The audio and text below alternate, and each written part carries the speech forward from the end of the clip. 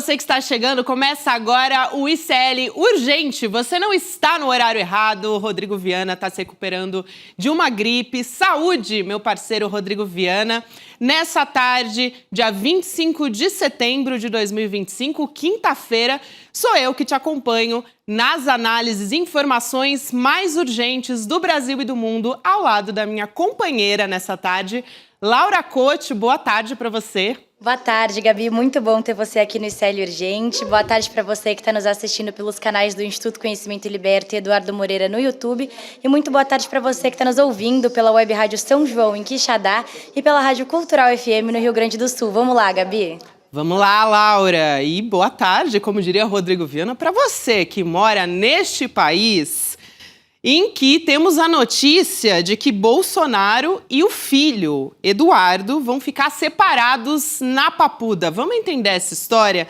Porque o clima não está muito bom, não está muito legal entre os dois. Aqui a gente tem a manchete mostrando do Globo, Bolsonaro mostrando insatisfação com ações de Eduardo e mandando recado ao filho. Segundo a apuração da Bela Megali, portanto, do jornal o Globo, Bolsonaro reclamou do Eduardo em conversas particulares com aliados que visitaram o ex-presidente em prisão domiciliar nos últimos tempos, e a Laura vai trazer mais detalhes aqui pra gente na nossa redação. Gabi, hoje quem vai entrar em detalhes sou eu, mas se nem o próprio Bolsonaro tá aguentando as coisas que o Eduardo diz lá dos Estados Unidos, imagina a gente, né? Mas enfim, segundo a coluna, o Jair avalia que o filho 03 está falando muito, que cada vez que ele abre a boca, ele prejudica ainda mais o próprio pai.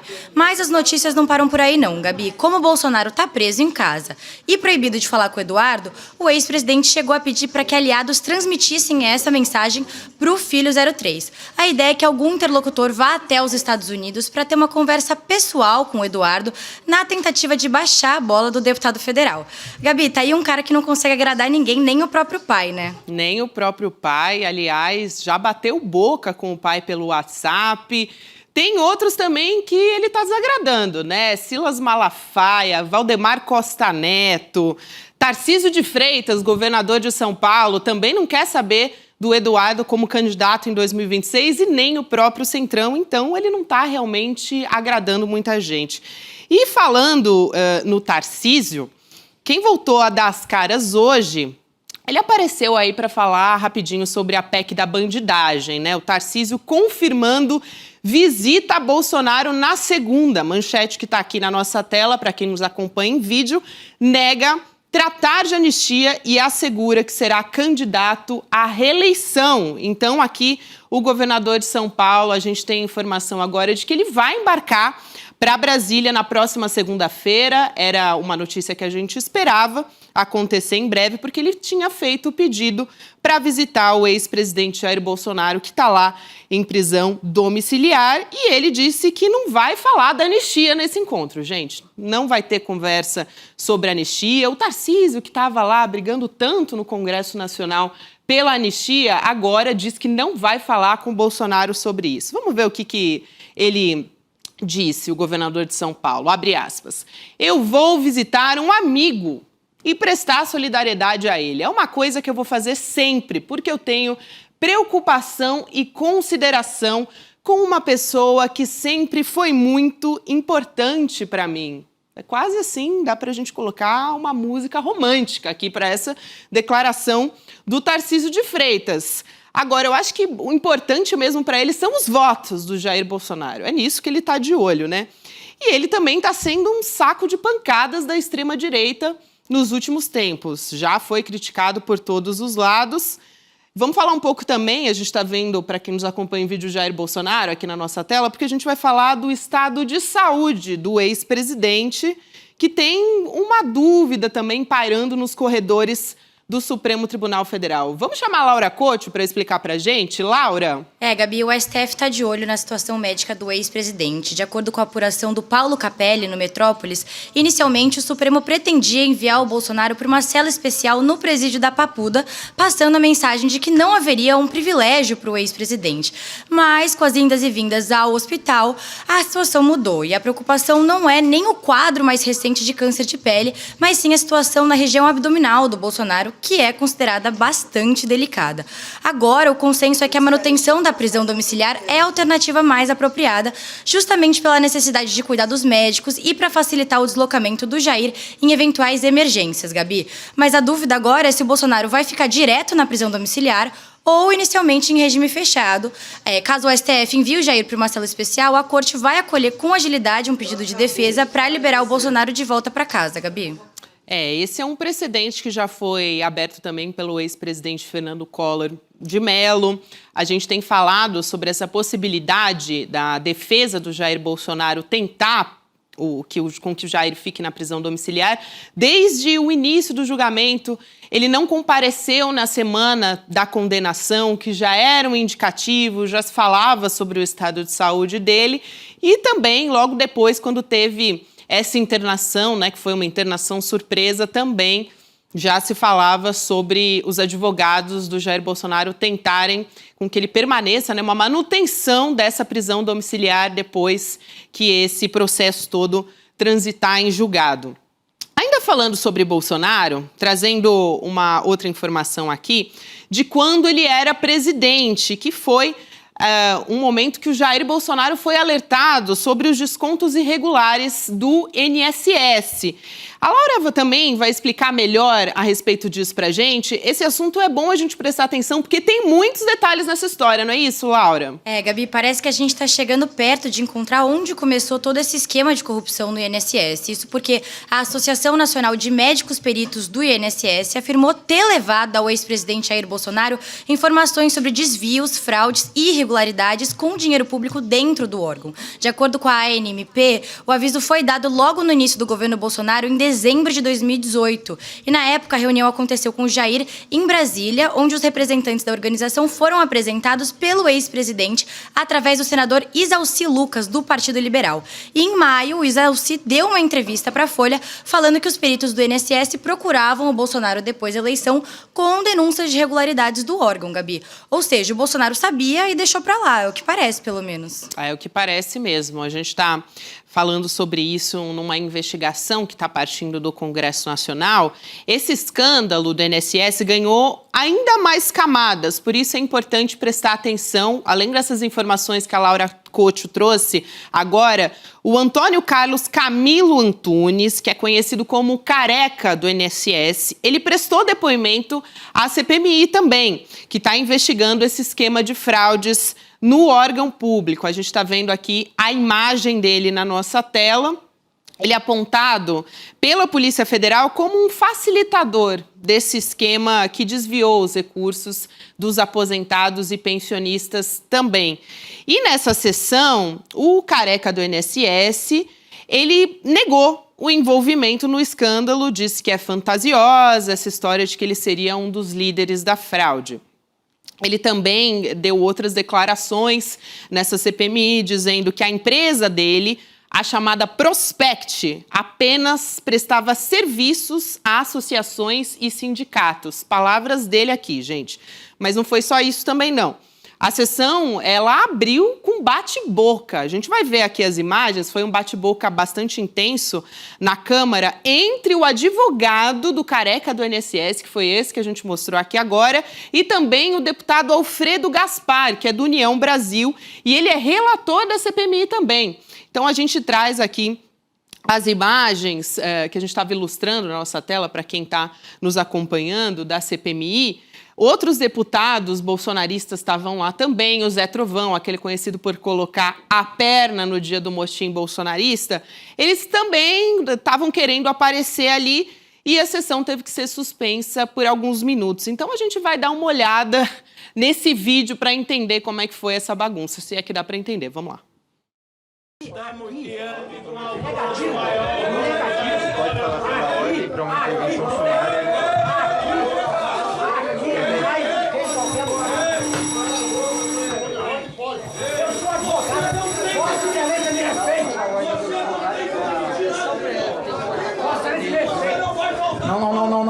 peço auxílio à Polícia Legislativa. Eu peço auxílio à Polícia Legislativa. Deputado Trovão, sente. Aí, a gente estava vendo na tela o deputado Zé Trovão, que é esse com o chapéu, que foi ali à frente da mesa onde estão os parlamentares, causando toda essa discussão, essa bagunça, enfim. Já é de praxe numa CPMI, a gente vê cenas lamentáveis como essa também, e é importante a gente ficar de olho em tudo isso, trazendo então informações sobre isso, está tudo em andamento na CPMI a respeito do INSS. Eu quero trazer um outro assunto aqui também, que a gente vem discutindo ao longo das últimas semanas, aliás, já faz algum tempo, acho que desde o julgamento do Bolsonaro, a gente fala muito sobre essas várias tentativas de anistiar os golpistas por parte dos parlamentares. Quando parece que a gente estava começando a enterrar essa pauta, como foi com a PEC da bandidagem ontem, que a gente trouxe essa informação de que finalmente foi enterrada, pelo menos até segunda ordem, né? Parece que essa história também ainda não está definida. Estava marcado um encontro para a calada da noite de ontem a respeito da anistia para os golpistas. Um encontro em que teria, olha só os participantes desse encontro, o presidente da Câmara, Hugo Mota, o presidente do Senado, Davi Alcolumbre, e também o relator do PL da anistia na Câmara, que é o deputado Paulinho da Força, aquele que apareceu no vídeo junto com o Michel Temer e também o Aécio Neves, naquele vídeo meio obscuro, gravado assim numa penumbra, para falar de uma suposta anistia light, né? A gente lembra muito bem desse vídeo que pipocou na semana passada e tirou umas certas pessoas ali da tumba também. Esse encontro que aconteceria...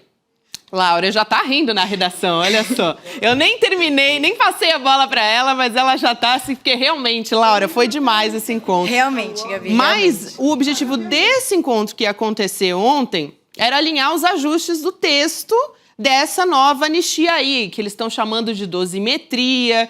A gente também conhece pela imprensa de anistia light, né? Eles queriam definir qual seria o cronograma dessa tramitação. Só que essa reunião não aconteceu, né? Por que não aconteceu, Laura? Pois é, Gabi, esse encontro entre os três foi suspenso de última hora e isso acabou ampliando, assim, o clima de desconfiança entre a Câmara e o Senado, que já está tenso com o arquivamento da PEC da bandidagem, como você citou, Gabi. A versão oficial para esse cancelamento é de que o Alcolumbre, presidente do Senado, ficou preso em outro compromisso e não conseguiu comparecer à reunião. Mas, de acordo com o nosso colega aqui do ICL, o Kleber Lourenço, a verdadeira causa foi o incômodo com as declarações do Paulinho da Força ao longo do dia. Isso porque, em coletiva, o deputado afirmou que a aprovação da isenção do imposto de renda até R$5.000 só depende da votação da anistia. E essa frase foi interpretada como uma tentativa de condicionar a pauta econômica a um tema político que é muito delicado, né, Gabi? E poucas horas antes desse horário previsto para a reunião, o Hugo Mota afirmou que não existe isso de votar a isenção do imposto de renda só se for com a anistia.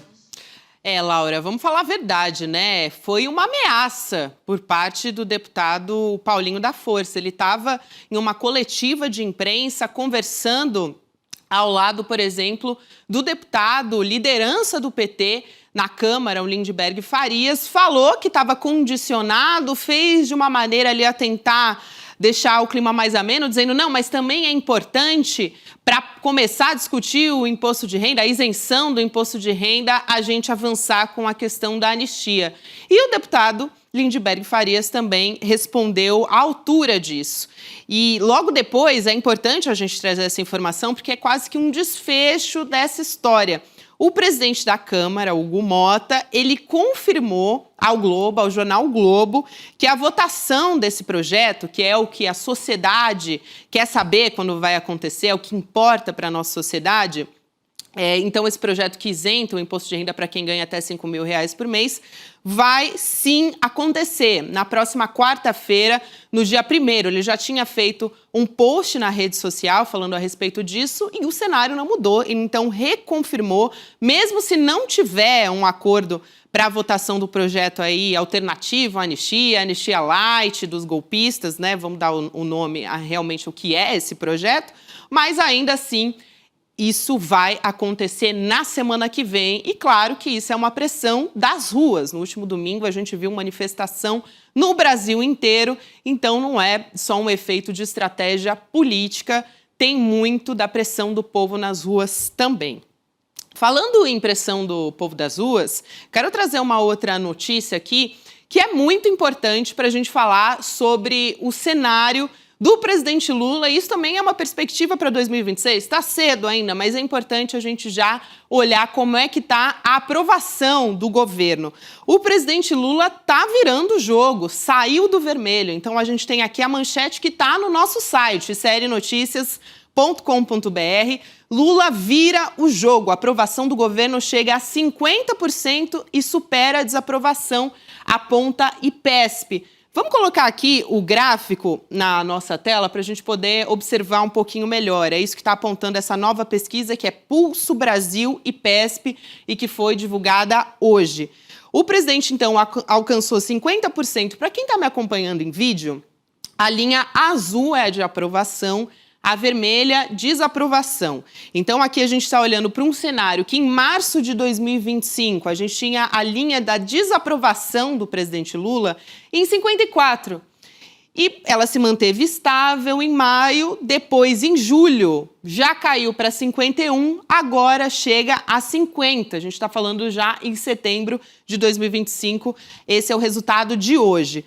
Quando a gente olha para aprovação, é muito importante, olha só o salto que deu de julho para setembro, gente. Em março a gente tinha 41% de aprovação, se manteve estável em maio, mais ou menos ali nos 40%, em julho subiu, já melhorou para 43%, só que em setembro foi para 48%, então de 43% para 48%, um aumento de 7 pontos percentuais com a comparação a julho. É disso que a gente está falando aqui e parece que não é coincidência. A gente teve também todo um contexto, né, um cenário que corroborou para isso. Além das mudanças na comunicação do presidente Lula, a gente teve também a taxação do Donald Trump contra o Brasil, e isso acabou colocando o presidente Lula, o governo, na verdade, também, num lugar de enfrentamento.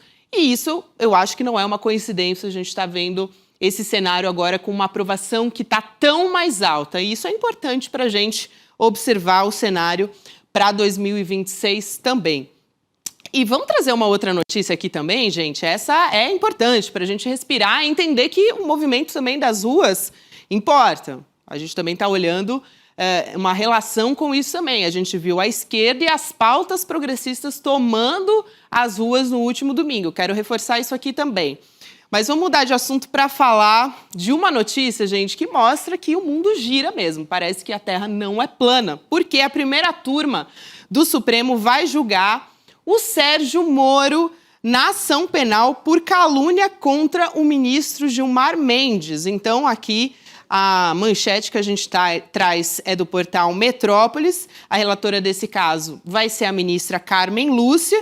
Ela marcou o julgamento para uma sessão virtual, o início desse julgamento.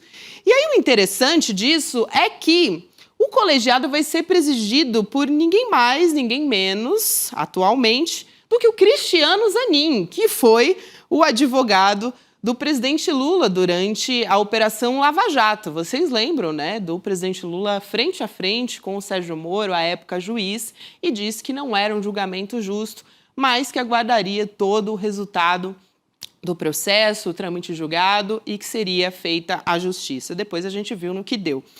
Agora, o Moro também, nesse cenário atual como senador, eu não quero deixar de fazer uma lembrança a ontem, quando ele estava defendendo um aspecto da PEC da bandidagem que ele não queria derrubar de jeito nenhum, que é de crimes contra a honra. O Sérgio Moro, então, não desistiu ainda dessa ideia. A gente tem que ficar de olho para ver qual vai ser a articulação do Sérgio Moro nesse sentido. Acabou votando contra porque não tinha como remar contra essa onda forte que eram todos os parlamentares votando contra porque sabiam que pegava mal. Muita gente foi fazer vídeo lá nas redes sociais para pedir desculpas, né? Para se justificar. Teve gente que lançou aquele foi mal, estava doidão das redes sociais também. E o Moro, ele também foi ministro da Justiça do Bolsonaro, teve aquela briga pública com o Bolsonaro, acusou o governo Bolsonaro de interferência e tudo, depois quis ali uma aproximação de novo. Enfim, ele vai onde ele acha que a onda está melhor. Mas é muito interessante a gente ver aqui todo esse desdobramento e com quem, né, justamente com quem que ele vai cair nesse julgamento. Vamos trazer uma outra pauta aqui. Carla Zambelli, a gente estava falando dela ontem. Vocês lembram que ela falou que não se lembrava muito bem o português, por isso não estava conseguindo acompanhar tão bem o processo contra ela lá na Itália? Agora a gente tem uma notícia de que o ministro Alexandre de Moraes decidiu revogar o bloqueio das redes sociais da deputada federal Carla Zambelli, ainda deputada federal, tá? Ela está presa desde o dia 29 de julho, lá na Itália. Vamos lembrar, foi um mandado de prisão que foi expedido pelo nosso Supremo Tribunal Federal. A Interpol também estava reunida toda nessa história. Ela está passando por um processo de extradição agora, pode voltar ao Brasil a qualquer momento, mas tem todo um processo, não é automática essa extradição, a gente sabe disso, e esse pedido foi feito pelo Estado brasileiro. Está acontecendo. Na tarde de ontem, quando ela disse, eu não lembro muito bem, né, eu estou meio confusa porque eu não estou conversando muito com ninguém em português, ela participou de uma audiência na CCJ da Câmara dos Deputados. Foi, obviamente, de forma remota, em vídeo, ela conversou com os parlamentares e ela fez essa reclamação do bloqueio do perfil, aliás, dos perfis dela nas redes sociais. Laura, você tem mais informações sobre isso também, né? Sim, Gabi, o ministro Alexandre de Moraes afirmou na decisão que no atual momento processual não tem necessidade da manutenção dos bloqueios das redes sociais da Carla Zambelli, mas o ministro destacou que eventuais postagens ilícitas por parte da Zambelli devem ser excluídas pelas empresas responsáveis, como a Meta, que tem o Instagram, o X, o Telegram e o YouTube. O Moraes também estabeleceu uma multa de R$20 mil por dia caso a Zambelli volte a publicar conteúdos com discursos de ódio ou atentando contra as instituições e o Estado Democrático de Direito. Agora resta saber o que a Zambelli pode fazer com essa informação, né? Ela vai usar o celular de dentro da prisão, Gabi?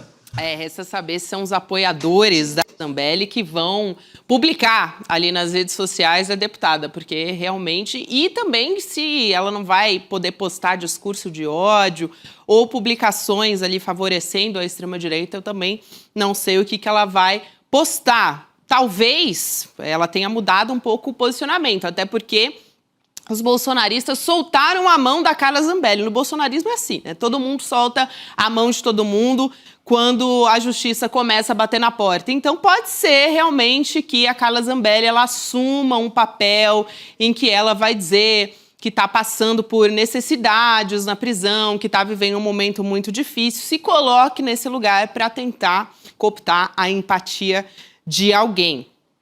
Vamos trazer outra notícia ainda aqui, olhando para uma reportagem que o ICL já fez aqui recentemente e que está se desdobrando em muita repercussão. Na manhã de hoje, o Ministério Público de São Paulo cumpriu 25 mandados de busca e apreensão contra diversos alvos ligados ao PCC no Estado. Tá também a manchete no nosso site do iclnoticias.com.br. A ação de hoje é um desdobramento da Operação Carbono Oculto, que revelou as ligações do PCC dentro das fintechs com o sistema financeiro ali da Faria Lima. Ela foi batizada de Operação SPARE.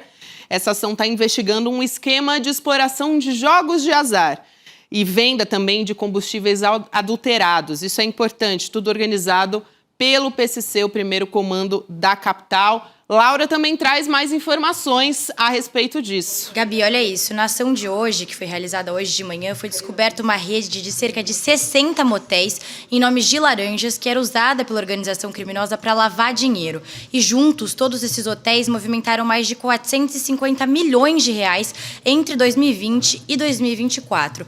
A organização criminosa também atuava com lojas de franquias, como a Boticário, e até empreendimentos de construção civil. E, de acordo com a Receita Federal, todos esses estabelecimentos contribuíram para o aumento patrimonial dos envolvidos no esquema. E, com os recursos obtidos, os alvos investiram em imóveis e bens de alto valor, como iates, helicópteros, carros de luxo e terrenos, onde estão localizados diversos motéis, avaliados em mais de 20 milhões de reais. E olha isso, Gabi, de acordo com o órgão, esses bens identificados que eu acabei de citar representam só 10% do patrimônio real desses envolvidos no esquema do PCC, Gabi.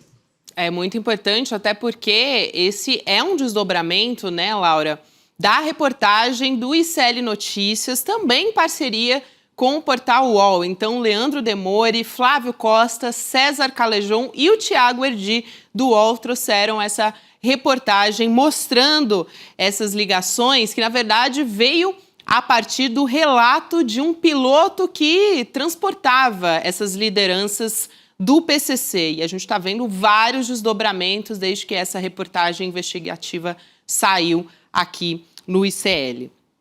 Outras informações que a gente ainda traz, essa é uma notícia, é muito triste de trazer aqui também, um tiroteio dentro de uma escola em Sobral, no interior do Ceará, matou 2 alunos e deixou 3 feridos também. O caso aconteceu na manhã de hoje, na Escola Estadual Luiz Felipe, que fica no bairro Campos Velhos, está no nosso portal do ICL Notícias, e também a gente tem informações da TV Verdes Mares, que é uma afiliada da Globo no estado. As vítimas foram identificadas como o Vitor Guilherme, 16 anos de idade, e o Cláudio, de 17 anos. Esses alunos foram feridos e levados a uma unidade de saúde. Não foi divulgada ainda informação a respeito do estado de saúde de todos esses alunos. Essas vítimas, na verdade, a Polícia Militar diz que já identificou os autores do crime, que teria uma relação com a venda de drogas na região da escola, e até no fim de semana e na última quarta-feira foram registrados outros 2 ataques no mesmo bairro. É uma relação aí entre guerras de facções, mas a gente se solidariza aqui no ICL com a família das vítimas e com todos os amigos também. E vamos para notícias internacionais também, olhando aqui para um massacre promovido por Israel contra Gaza desde outubro de 2023. A gente tem informação que 252 jornalistas foram mortos desde o início, então, do massacre. Como eu disse, no início ali de outubro, aliás, no final de outubro de 2023, né, mais precisamente, isso de acordo com o sindicato palestino, esse número é quase 4 vezes maior do que o número dos jornalistas mortos na Primeira e na Segunda Guerra Mundial. A gente está falando aqui juntas. Então, ao todo, 69 profissionais da imprensa foram assassinados nos 2 conflitos. E o número que a gente tem já é muito maior em Gaza. Isso é muito grave, porque estão matando os mensageiros, as pessoas que estão trazendo as notícias, a realidade de Gaza e a violação de direitos humanos e tantas outras violações para o mundo. São essas pessoas que estão sendo mortas. Isso, claro, além de falar das equipes médicas, de todos os profissionais envolvidos que tentam trabalhar em meio a condições são nulas, porque eles não têm direito, muitas vezes, nem à água, nem à comida, não conseguem dormir, o tempo inteiro recebem mensagens no celular de que vão ser bombardeados, são surpreendidos por bombardeios. Então, é realmente uma situação de vulnerabilidade assim, sem igual. Então, a informação do sindicato é que 34 jornalistas foram mortos diante de suas famílias, o que torna tudo ainda mais cruel. E você pode ler a matéria completa, que é uma reportagem do André Uzeda, o nosso colega aqui do ICL, no portal do ICL Notícias. A gente agora, já estamos chegando aqui ao final, passa muito rápido o ICL Urgente, né?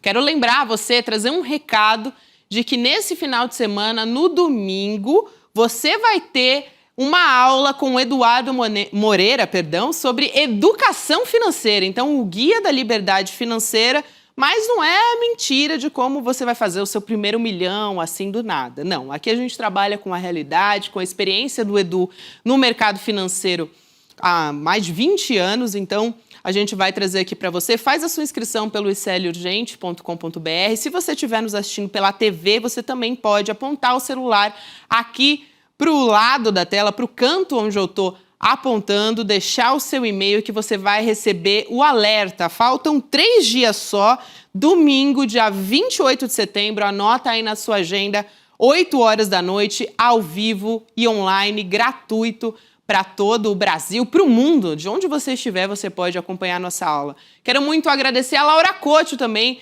pela companhia aqui no ICL Urgente. Valeu, Boa noite, Laura. Valeu, Gabi, minha grande amiga e parceira. Muito bom apresentar o ICL Urgente com você. Um beijo. Um beijo, até a próxima, Laura. O prazer foi todo meu e um prazer também acompanhar a audiência aqui do ICL Urgente, porque agora a gente vai ficar na companhia do N2 com a Roberta Garcia, Juliano Medeiros, Chico Sá, meus grandes amigos.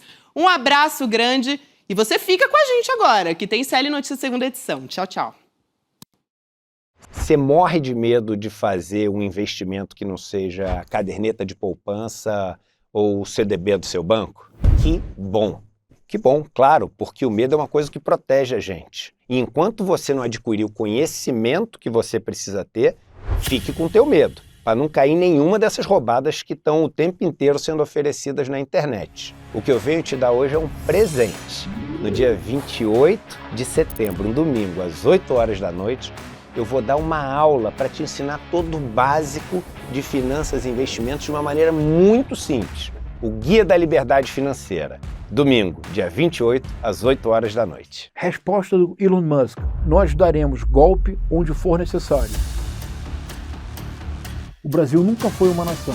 O Brasil é um país bem-sucedido. Se todos nós pensássemos exatamente a mesma coisa, o mundo seria dominado por um silêncio absoluto. Não é de dialogar para convencer o adversário. Numa guerra, do que se trata é de neutralizar o inimigo. Um grupo de gaúchos em praça pública se reuniu com os celulares na cabeça em posição horizontal para pedir socorro a alienígenas para manter Jair Messias Bolsonaro no poder. A extrema-direita não existe sem a produção de caos cognitivo. Mas como se produz esse caos cognitivo? Precisamos estar atentos, porque se eles conseguirem, ainda que eles percam as eleições presidenciais em 2026, a ditadura começou.